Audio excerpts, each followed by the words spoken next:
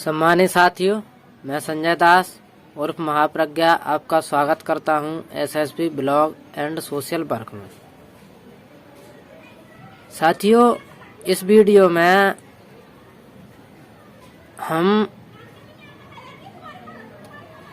कुछ पुराने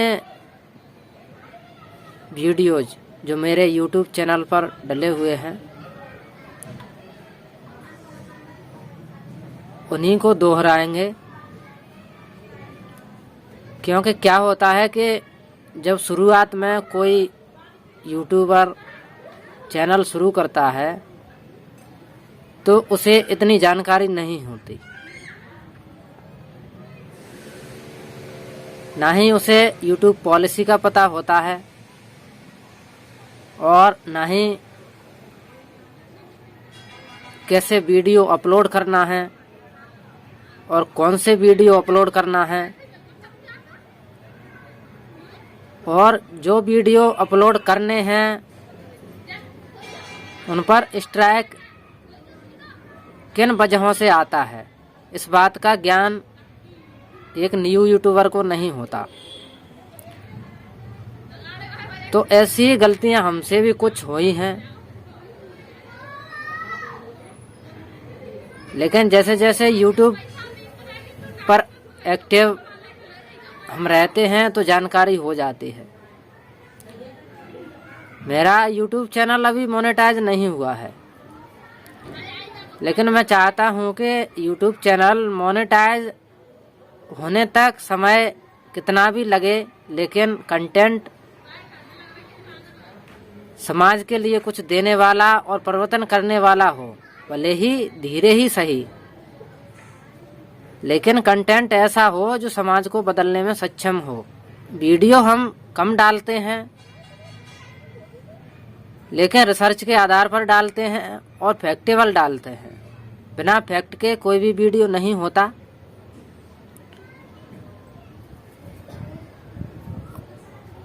तो क्या है कि वीडियो डालते समय हमें कुछ वीडियोज जो सोशल मीडिया पर वायरल हुए थे वो हमें अच्छे लगे और हमने यूट्यूब पर शेयर कर दिया।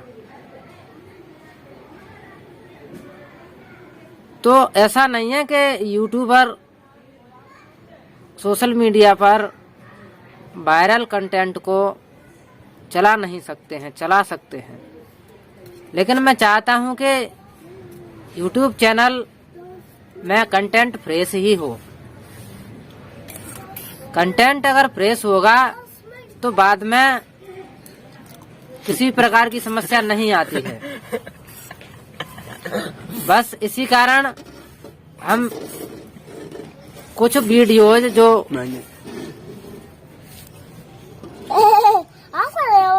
रीयूज स्ट्राइक के कारण हमें भविष्य में दिक्कत दे सकते हैं, ऐसा नहीं कि वो दिक्कत देंगे ही, लेकिन हमें लगता है कि ये दिक्कत दे सकते हैं, क्योंकि उनमें मैंने अपनी वैल्यू बिल्कुल भी ऐड नहीं की है और यूट्यूब पर वो डले हैं। तो उन्हीं वीडियोज को दोबारा से हम लोकहित नाम से एपिसोड में डालेंगे, क्योंकि वह कंटेंट जरूरी है समाज के लिए और मेरी वैल्यू भी उसमें ऐड होना जरूरी है।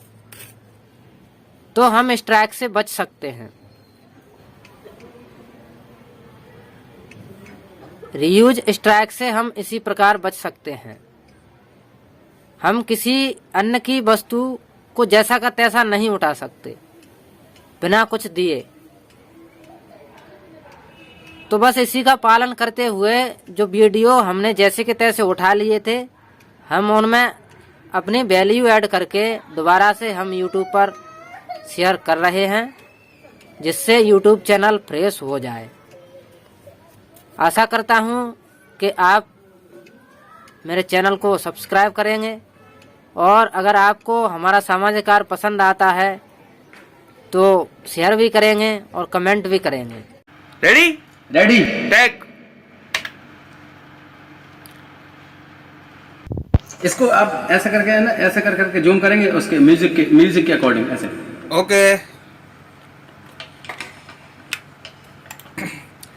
सेकंड तंत्र। अगर आपको ये गीत अच्छा लगता है तो आप इस गीत को YouTube पे, आप इस गीत को सोशल मीडिया पे ज्यादा से ज्यादा लोगों को शेयर करके बहन झलकारी के, वीरांगना झलकारी के इतिहास को अमर कर सकते हैं। राजू भारती की तरफ से ये छोटा सा प्रयास आपको कैसा लगा है, आप लोग मुझे जरूर बताइएगा कमेंट्स करके, शेयर करके। Thank you. जय भीम, जय भारत। तकलीफ होती है।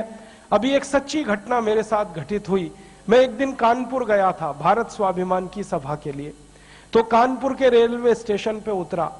उतरने के बाद शहर में बाहर आने के लिए नीचे पुल पर से उतर के आया तो एक छोटी सी चाय की दुकान थी।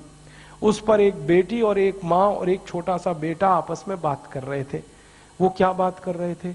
वो कह रहे थे, माँ हम गरीब क्यों हैं? तो कान में मेरे शब्द पड़ गए।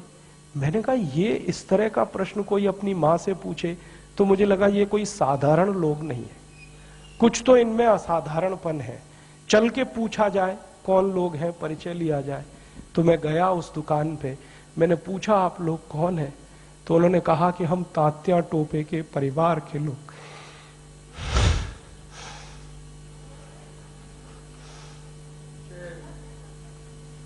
हमारे देश में तात्या टोपे के परिवार के लोगों को चाय बेचनी पड़ी और गद्दारों को सिंहासन मिले, ऐसा ये देश हो गया। जिन लोगों ने तात्या टोपे को मरवाया था वो इस देश में मुख्यमंत्री रह चुके, आपको मालूम है। और एक एक राज्य के नहीं, दो दो राज्य के मुख्यमंत्री रह चुके।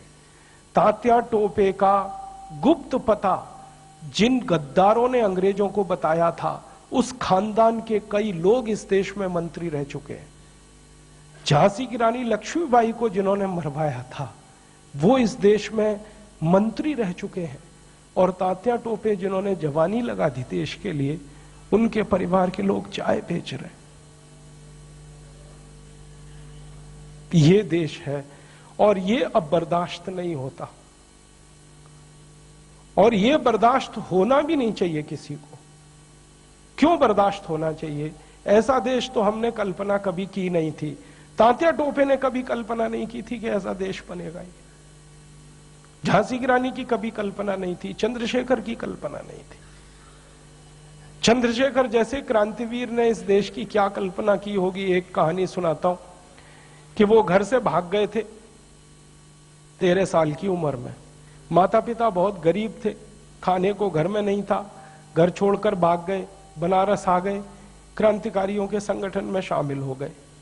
और उसी संगठन ने थोड़े दिन के बाद काकोरी कांड किया था और खजाना लूटा था। तो धन आ गया, थोड़ा सा पैसा आ गया। तो चंद्रशेखर को उनकी माँ और पिता का संदेश आया कि जो पैसा तुम्हारे पास आया है इसमें से कुछ हमें भी दे दो, हमारी गरीबी में काम आएगा। तो चंद्रशेखर अपने माता पिता के पास गए थे और एक ही उत्तर दिया था कि मेरी रिवॉल्वर में 2 गोलियां हैं,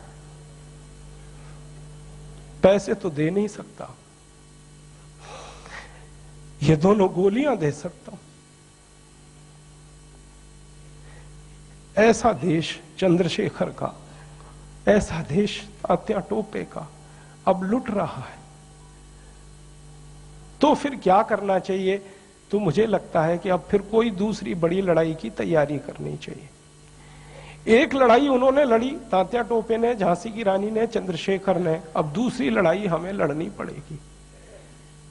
इसके बिना कोई रास्ता नहीं। और ये दूसरी लड़ाई का ही अभियान है